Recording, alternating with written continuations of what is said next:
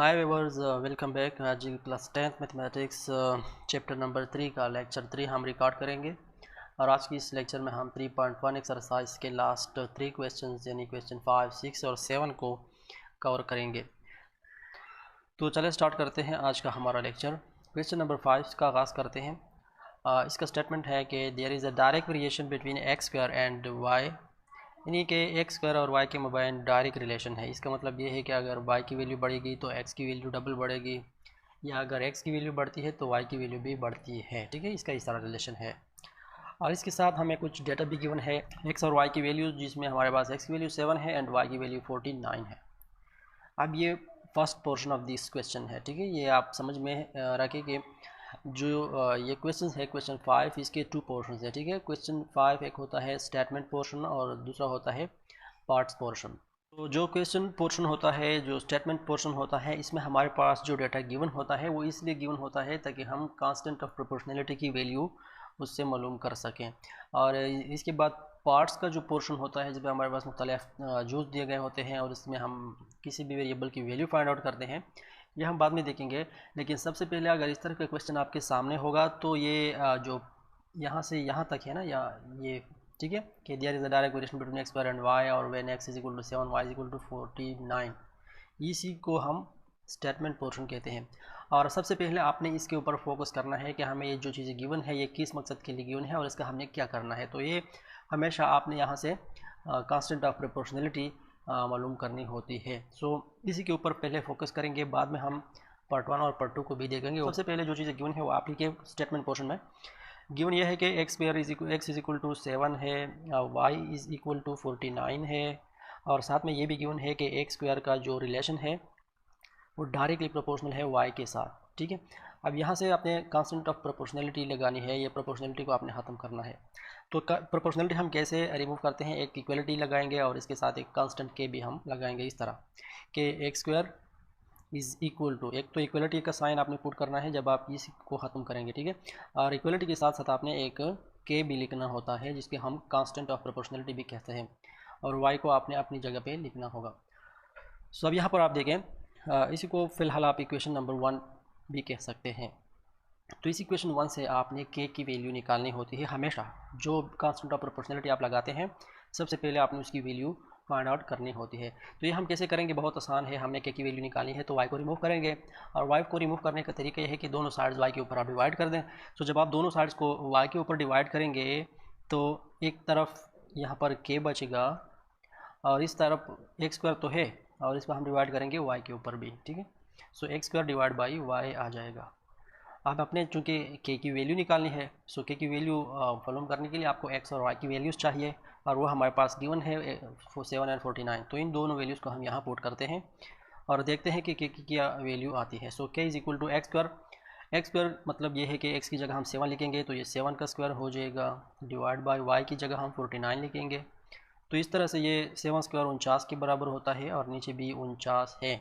So 49 divide by 49 equal है दोनों, तो ये कैंसिल हो जाएंगे, हमारे पास 1 आ जाएगा, यानी कि हमारे पास के की जो वैल्यू है वो 1 आ गई। ठीक है, ये हमारा कांस्टेंट ऑफ प्रोपोर्शनैलिटी की वैल्यू हो गया। अब आगे हमने जाना है और अब आपने मालूम करना है पार्ट 1 या पार्ट 2, दोनों का एक ही तरीका है। मैं पार्ट 1 करता हूँ, पार्ट 2 आप खुद कर सकेंगे इंशाल्लाह इसके बाद। पार्ट 1 में हमें क्या गिवन है, सबसे पहले आपको y की वैल्यू चाहिए। किस चीज़ की वैल्यू चाहिए, y की वैल्यू चाहिए, और इसके साथ x की वैल्यू आपके पास गिवन है जो कि 9 के बराबर है ना। ये y की वैल्यू और पार्ट 2 में आपने x की वैल्यू मालूम करनी है। सो जो भी वैल्यू आपने मालूम करना है, x हो या y हो, वो आपने इस इक्वेशन 1 से सेपरेट करके रखना है। सो आप लिखेंगे फ्रॉम इक्वेशन नंबर 1। ठीक है, जो इक्वेशन आपने यहाँ पर बनाया है आपने पार्ट 2 और पार्ट 1 दोनों के लिए इसको यूज़ करना है। ओके, अब हमें y की वैल्यू चाहिए तो हम इक्वेशन 1 से y की वैल्यू निकालेंगे। अगर आपको पार्ट 2 में x की वैल्यू चाहिए तो भी आप इक्वेशन 1 से x की वैल्यू निकालें, simple just by taking square root on both sides. लेकिन अब हम यहाँ पर y की वैल्यू निकालते हैं। सो y की वैल्यू जब हम फाइंड आउट करेंगे तो y से हमें k रिमूव करना होगा, यानी x square is equal to k y, ये हमारा इक्वेशन 1 है। यहाँ से हमें y की वैल्यू चाहिए, इसके साथ के नहीं चाहिए, ठीक है। तो इस के को रिमूव करने के लिए हम दोनों साइड्स को डिवाइड करते हैं के ऊपर, ठीक है। और जब हम दोनों साइड्स के ऊपर डिवाइड करेंगे इस तरह, ये भी और ये भी हमने डिवाइड किया, सो ये के और ये के कैंसिल हो जाएंगे, सिर्फ वाई रह जाएगा यहाँ। और इधर जो एक्स और के कैंसिल नहीं हो सकते, उसको हम वैसे के वैसे लिखेंगे, एक्स स्क्वायर बटा हुआ के। अब आपके पास के की वैल्यू ऑलरेडी एग्जिस्ट करती है, वो 1 है। और एक्स स्क्वायर के लिए आपको एक्स की वैल्यू चाहिए, वो उसने यहाँ पर पार्ट 1 में दिया है 9। तो दोनों वैल्यूज़ को हम पुट करते हैं। और इसके बाद हमारे पास y की जो वैल्यू होगी वो हो जाएगा 9 का स्क्वायर डिवाइड बाई के की वैल्यू 1, ठीक है। अब 9 का स्क्वायर होता है 81, और नीचे बटा में 1 लिखने की वैल्यू नहीं होती, सो इसको हम नहीं लिखते। यानी कि अब हमारे पास y की जो वैल्यू आ गई वो 81 है, ठीक है। तो इस तरह से आपने ये पार्ट 1 हल किया। अब पार्ट 2 जो है ये भी इसी तरह है। पार्ट 2 में क्या है, x को आपने निकालना है और y इस दफ़ा गिवन है जो कि बराबर है 100 के।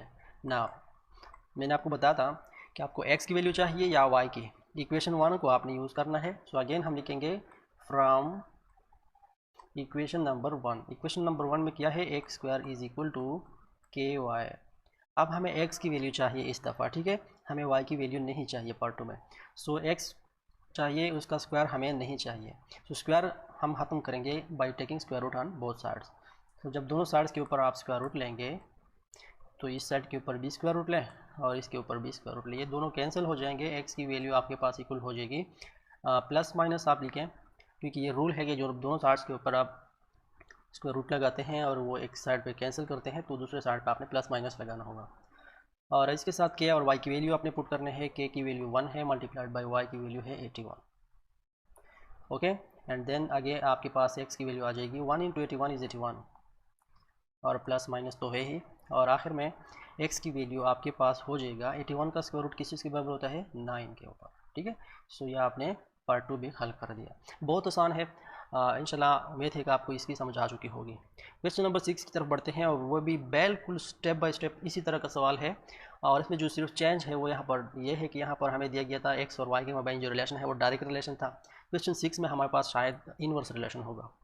सो आप देख सकते हैं ये क्वेश्चन 6 है, there is inverse variation between x and y, okay. और बाकी सब कुछ वैसा का वैसा है जैसे क्वेश्चन 5 में हमने लिखा था, ठीक है। लेकिन सिर्फ यहाँ पर इनवर्स वेरिएशन की बात हो रही है, वहाँ पर डायरेक्ट वेरिएशन की बात थी।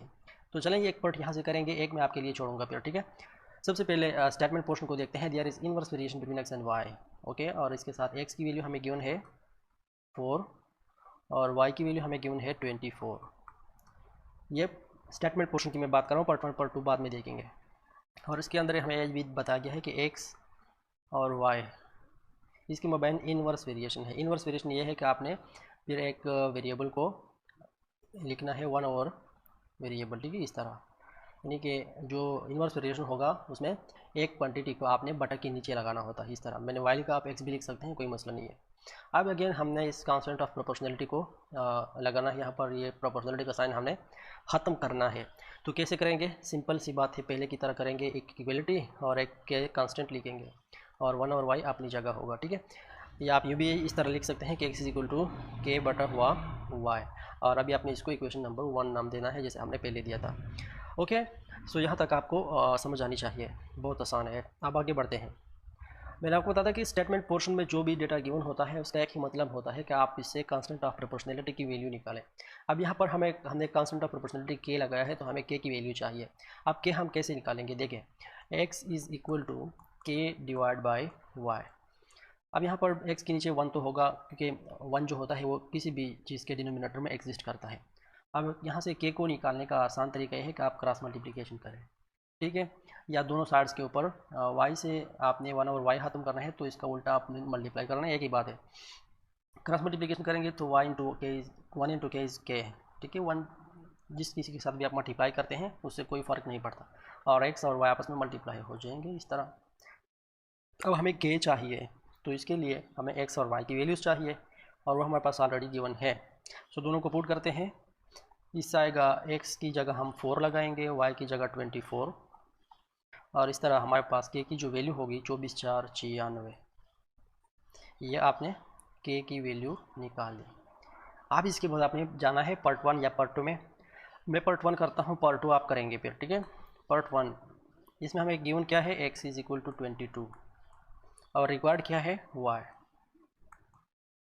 तो मैंने आपको बताया पिछले क्वेश्चन में भी कि जब भी आप किसी वेरिएबल को फाइंड आउट करेंगे, इस तरह के जो क्वेश्चन हैं, x को मालूम करना है या y को, आपने डायरेक्ट उसी इक्वेशन माना है जो आपने यहाँ पर बनाया था। इक्वेशन 1 नाम मैंने दिया था। सो फ्रॉम इक्वेशन नंबर 1 आपने y की वैल्यू सेपरेट करनी है, ठीक है। अब कैसे करेंगे देखें, x is equal to k बटा हुआ y, और हमें अभी y की वैल्यू चाहिए, तो हम y को कैसे सेपरेट कर सकते हैं इस चीज़ को आप देखें। सबसे पहले हम क्रॉस मल्टीप्लिकेशन करेंगे, तो इससे हो जाएगा x y is equal to के।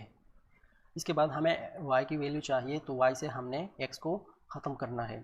अब जैसे मैंने आपको बताया कि जो चीज़ आप ख़त्म करना चाहते हैं उसका रेसिप्रोकल आप दोनों साइड्स के ऊपर मल्टीप्लाई करें या दोनों साइड्स उसके ऊपर डिवाइड करें, एक ही बात है। सो मैं x को रिमूव करना चाहता हूँ, तो दोनों साइड्स x के ऊपर डिवाइड करूँगा, यहाँ पर भी और यहाँ पर भी, ठीक है। Dividing both sides by x, इससे x और x कैंसिल हो जाएगा, यहाँ पर सिर्फ y रह जाएगा और इधर आ जाएगा k डिवाइड बाई x। ना अभी आपके पास y की वैल्यू सेपरेट आ चुकी है। सो इसके फाइंड आउट करने के लिए आपको k और x की वैल्यूज़ चाहिए अभी, ठीक है। अभी हमने k को मालूम किया है 96 है और x की वैल्यू उन्होंने यहाँ पर दी है 22। सो दोनों वैल्यूज़ को हम पुट करेंगे, फिर y की वैल्यू आ जाएगी 96 डिवाइड बाई 22। अब 96 डिवाइड बाई 22 आप ये कैलकुलेटर से भी कर सकते हैं डायरेक्ट, और इसको आप अगर कैंसिल करना चाहते हैं तो कैंसिल भी कर सकते हैं। जैसे ये दोनों जो है वो हम 2 के ऊपर